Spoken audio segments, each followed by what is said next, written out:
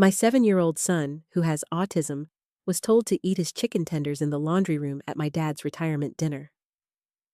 "Adults only at the big table," someone said. I didn't argue. I just took his plate, took his hand, and said, "Come on, buddy, we're going home." Before I dive into everything that happened after that, tell me in the comments, which state are you watching from? I love seeing where everyone's tuning in from. Anyway, back to that night that changed everything.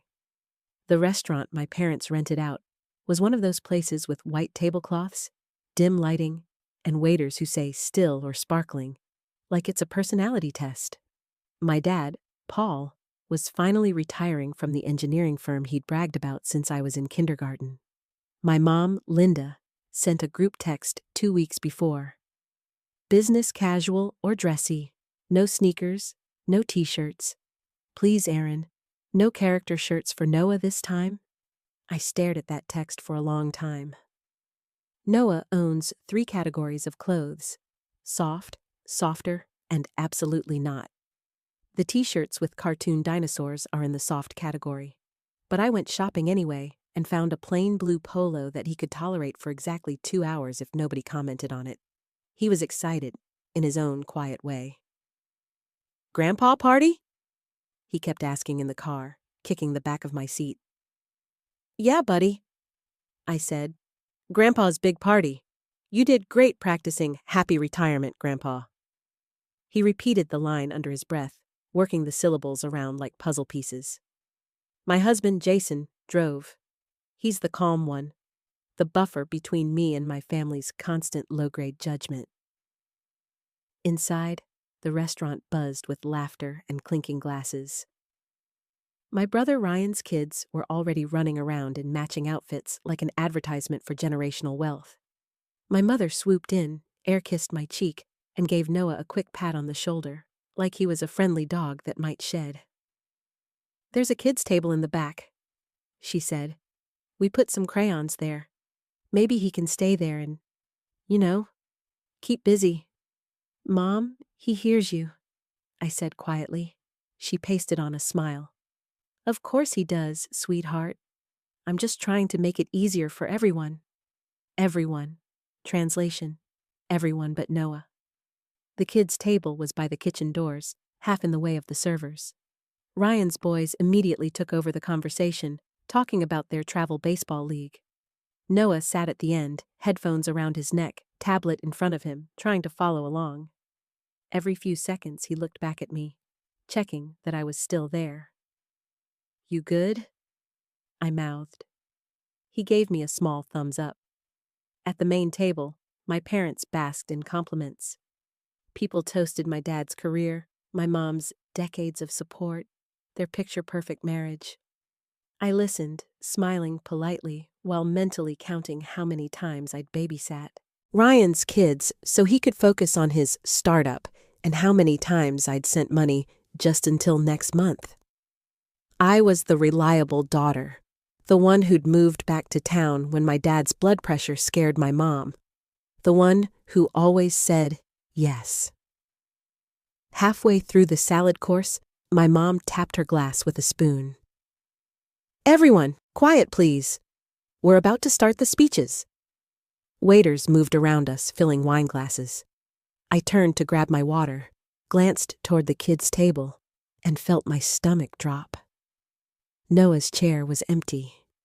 The other kids were still there, stuffing their faces with breadsticks. His headphones lay on the table, his tablet screen dark. His napkin was crumpled on the chair like he'd been peeled right out of it. I stood up so fast, my chair screeched. Jason looked at me. "Bathroom?" "He wouldn't go without telling me," I said, already moving. I checked the restroom, the lobby, the corner where they'd set up the dessert table. Nothing. No blue polo, no curly brown hair, no little boy repeating scripts from his favorite cartoon when he got nervous. Finally, I spotted my cousin Becca balancing 2 glasses of wine by the bar. "Hey," I said, "have you seen Noah?" She hesitated just a second too long. Your mom told me she asked the servers to let him sit in the side room for the speeches. You know, because the clapping might bother him. He's fine, I think. The side room? I repeated. She winced. The laundry area? It's quiet there. My throat went hot. So the noise might bother him, I said. But this whole room of people screaming into microphones won't bother him when he replays tonight in his head for the next 6 months. Becca shifted her weight, eager to escape. I'm just repeating what your mom said. I walked straight to the kitchen doors. One of the servers tried to stop me, but I must have had the face of a woman who'd bite through steel. In the back hallway, tucked next to stacked linen carts and a humming ice machine, I found my son. He sat on an overturned crate, plate on his lap, staring at the wall. His lip was pressed between his teeth, a sure sign he was fighting tears. Hey, buddy, I said, kneeling. What are you doing back here? He didn't look at me. Grandma said I'm better back here. My noises are too much. The words came out flat, copied, like he'd hit play on a recording. My chest hurt. Did she say that? I asked quietly. She said, big table is for family. He whispered. I can eat here. It's okay. I don't mind. But his shoulders were shaking. I put the plate aside and pulled him into my arms. He stayed stiff for a second, then melted against me. You are family, I said into his hair. You're my family, and we're not staying where people forget that. He sniffed. Am I in trouble? Never, I said. Not with me. When we walked back through the dining room, my mother was mid-speech, microphone in hand, talking about sacrifice and legacy. She saw us heading toward the door and frowned. Aaron, where are you going? We haven't cut the cake yet.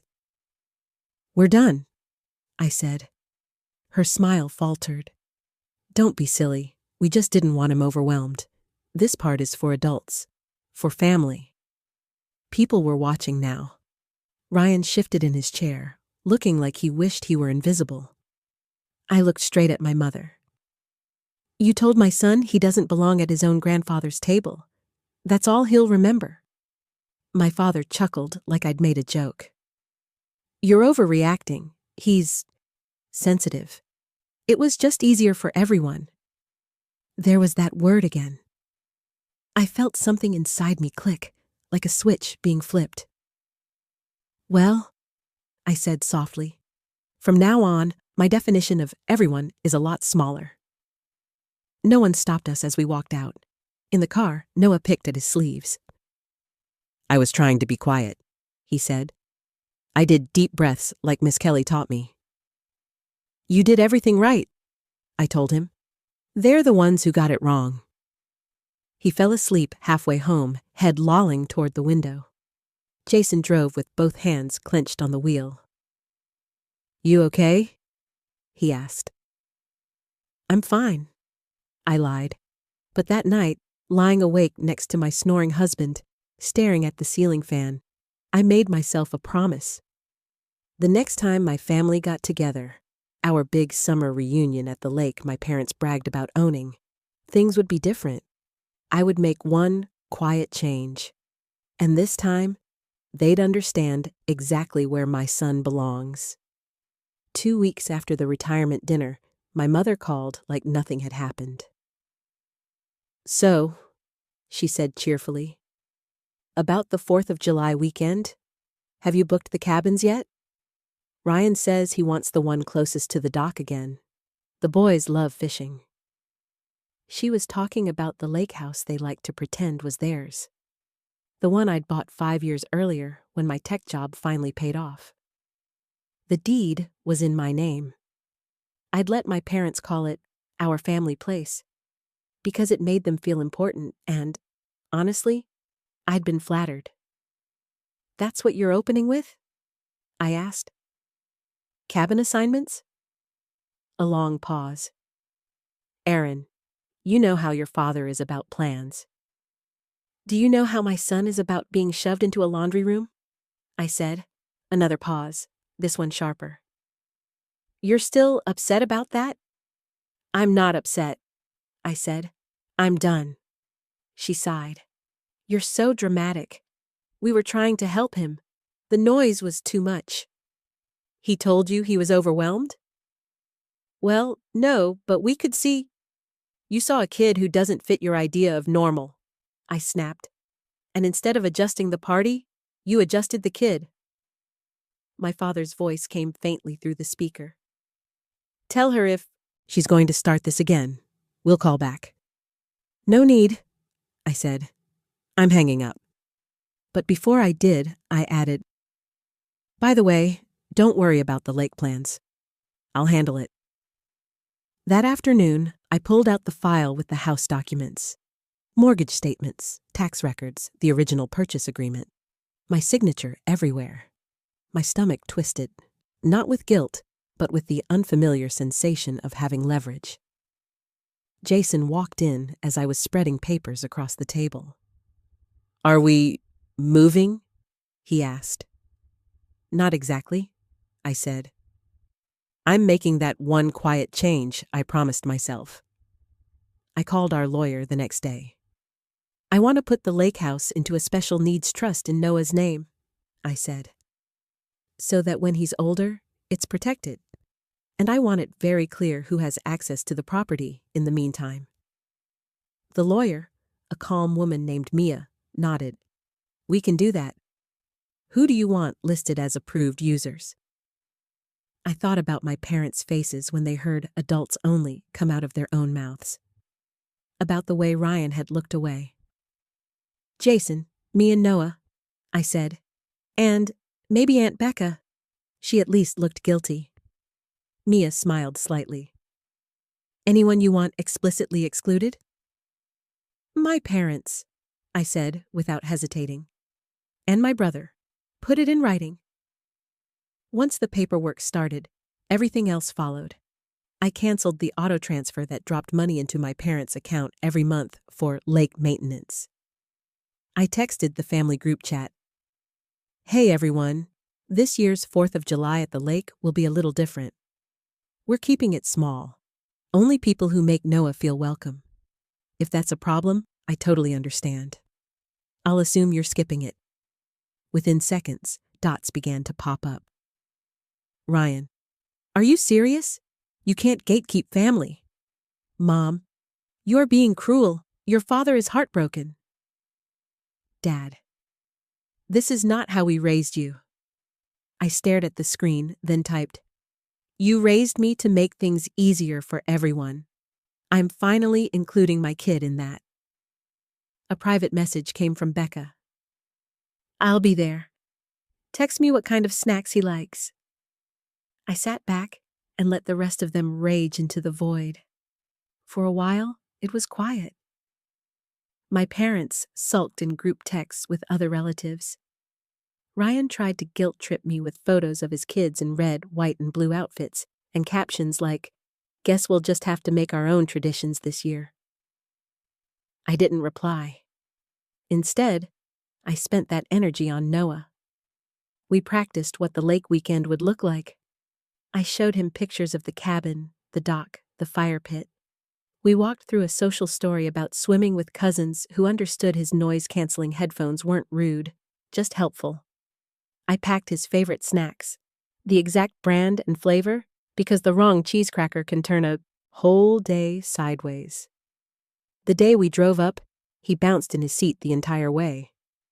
Lake house, lake house, lake house, he chanted. Jason laughed. You'd never know you kept us up all night worrying. I wasn't worrying. I lied again.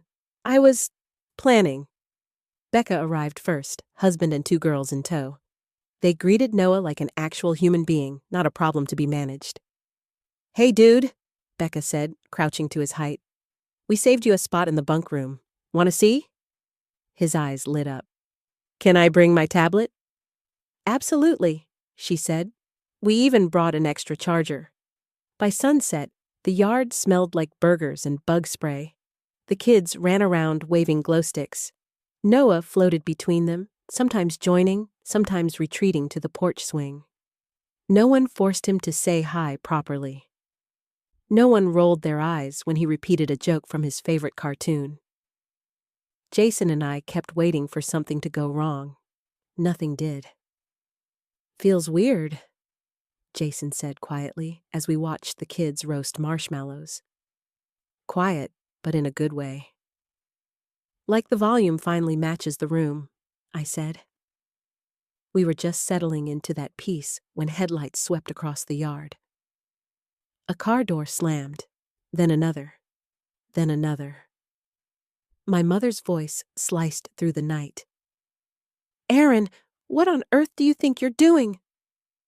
She marched toward the porch in sandals that were absolutely not designed for gravel, my father and Ryan trailing behind her. A few other relatives hovered near the car, unsure whether to join the charge. I stepped off the porch, heart pounding but strangely steady.